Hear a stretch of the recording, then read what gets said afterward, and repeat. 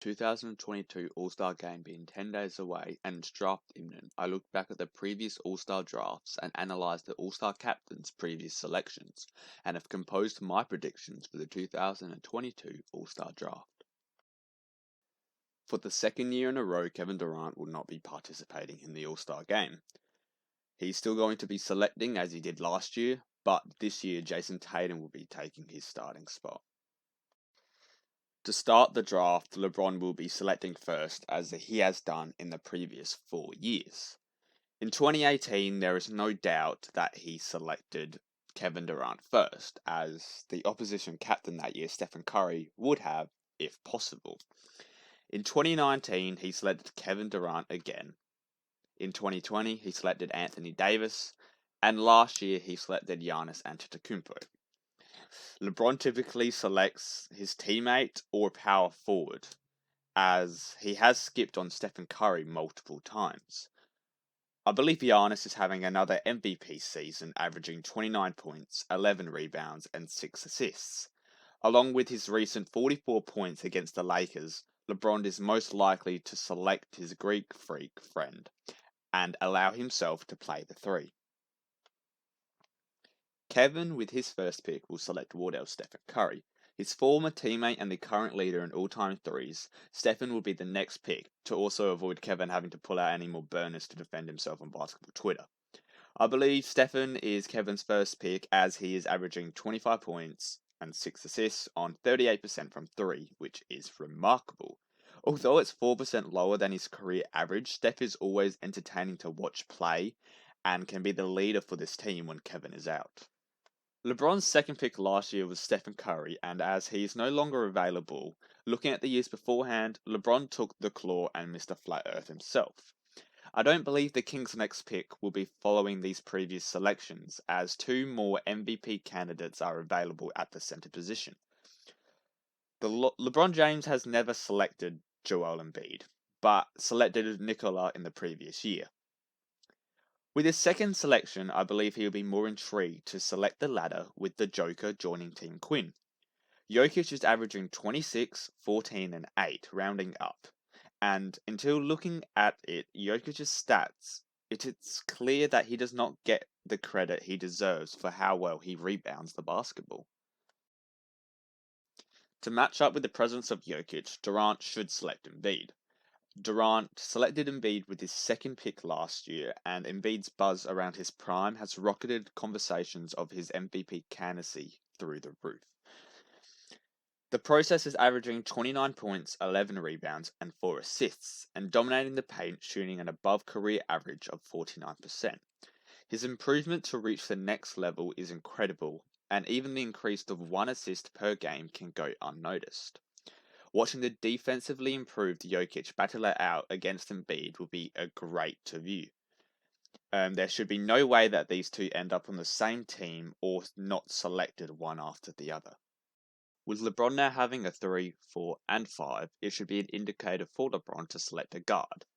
Previous starting lineups have typically been larger. However, from what's left on the board, the choice is going to be the exhilarating Ja Morant, skyrocketing to superstar level with averages of 27, 6, and 7. The athletic guard has become the young vocal leader for the Grizzlies and will be the first addition to LeBron's backcourt. Durant has an elite 1 and 5. He has flexibility with who he selects, and typically more assertive players within the league get selected over newer All-Stars just due to player relationships, like those through Team USA and the many years of battling against each other at the highest level. KD's best available option is to go with the king of the fourth quarter. DeMar DeRozan has played a remarkable season and has played out of his mind to help the Bulls become a top seed in the East. Whilst having an injured-riddled roster, his averages of 27, 5, and 5 highlight his extreme high level and especially as a team passer and playmaker. As stated previously, LeBron James prefers larger lineups, and his next option will to keep with this trend and most likely select Jayson Tatum. The Celtic will have to play at the 2 and will complete their GM starting lineup. He's definitely made better selections in this draft than he did this offseason. But Tatum got selected above the original All-Star starters Wiggins and Trae Young. due to his fit, and also there is a trend that All-Star starters refrain from selecting Trae Young. Tatum is on a below expectation Celtics team, however, is still averaging 26 points, 8 rebounds, and 4 assists. With a great team performance the other night against the Nets, his All-Star selection is non-arguable. The remaining two All-Star starters go to Kevin Durant's team, and lineup issues are becoming apparent. As fun as it would be to see Steph and Trae play together, there is no chance that these two are playing at crunch time. The defense will not be there to stop any of these superstars, but the logo shooting ability will be fun to watch throughout the game. Trae has averaged great stats on the Hawks with 28 points and 9 assists, shooting at a 38% clip, the same as Steph Curry. This will also leave KD with the controversial All-Star Andrew Wiggins. Andrew is posting the same stats he typically has done throughout his career, but at a much higher efficiency. From his career average, he is shooting 3% higher from the field and 6.5% higher from 3. KD selects first on the bench and will select his teammate James Harden. Although Harden struggled at the start of the year, he picked up his performance to be selected as an All-Star. Then he fell right back down with some very poor performances as of late. He is still having great averages of 23, 8, and 10, and Harden is one of 5 former MVPs playing on All-Star Weekend.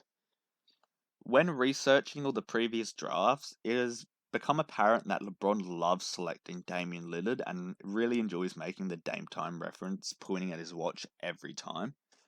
However, as his IG Life buddy is not available this year, I believe that LeBron will select CP3 and most likely play him in the crunch time over Ja.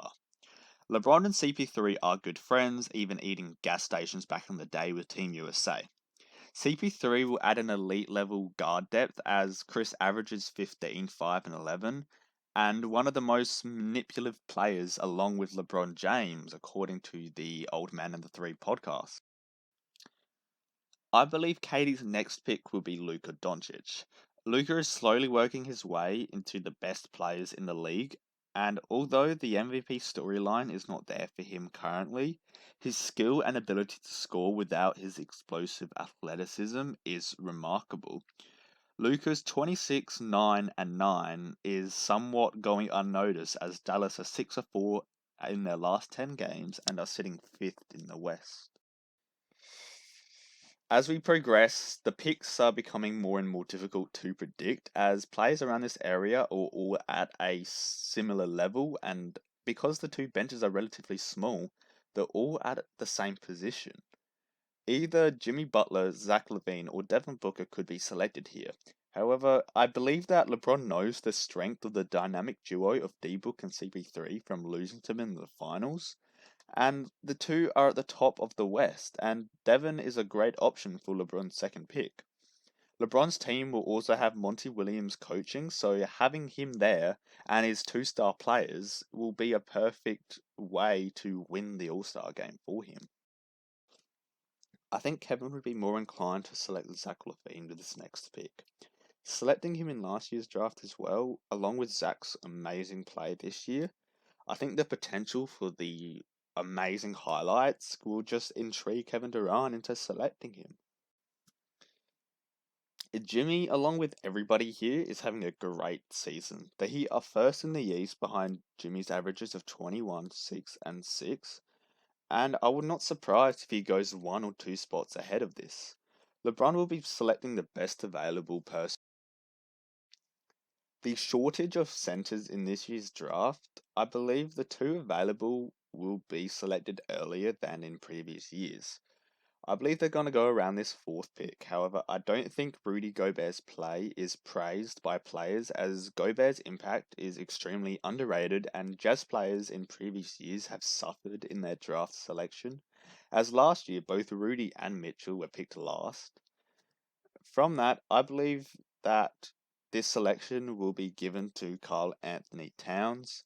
The center dipped from All-Star conversations, but is back after an increase of team success. Along with greater effort on the defensive end, Karl is deserving of this 4th bench spot as he averages 24, 10, and 4. Although other years have shown otherwise, I believe that LeBron will pick Rudy with this next pick. The shortage of size is going to make small forwards available to play power forwards, and having that stretchability can play well for Rudy. I can see Rudy catch a lob in this game, but is not likely to be seen in the fourth quarter. With now 6 players remaining, 4 of them are first time All Stars and 5 of them are guards. However, I believe that the most important asset for a team from these selections is Chris Middleton. Although there was controversy whether his selection was deserved, he's going to be selected over these next 5 players due to his size and the ability to play the 4. LeBron James will skip on the last player to have All Star experience in Donovan Mitchell and probably select LaMelo Ball. He's played with his brother, and along with the hype surrounding LaMelo, he just has an exciting play style. LeBron will be drawn to his name, see it up on the board, and he's going to select him. I think Kevin looks at these players and selects Donovan Mitchell. Mitchell, Garland, and Van Vliet all have similar builds. However, Mitchell is the most athletic person and the most proven out of the 3.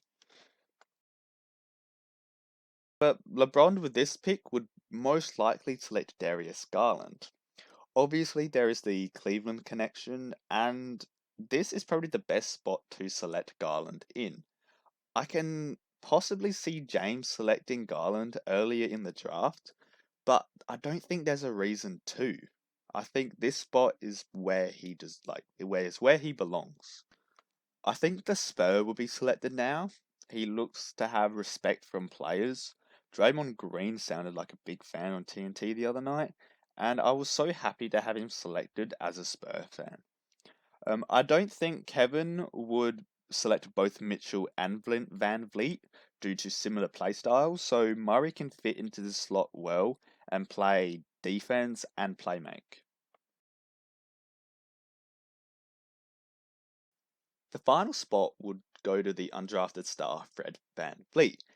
I think GMs weren't eager to select him, and that perception has followed him through this All Star draft. He's a 6 foot shooting guard, and his play has been great this season, and he's deserving of a spot, especially with the 6 seeded Raptors he's on. I just think that he will be selected last, and that is no disrespect to his game. Thank you so much for watching. Please like and subscribe. I would really appreciate it, and I really enjoyed making this video. I found out a lot of things which I found interesting, and I hope you did too. I hope you have a great day, and see you.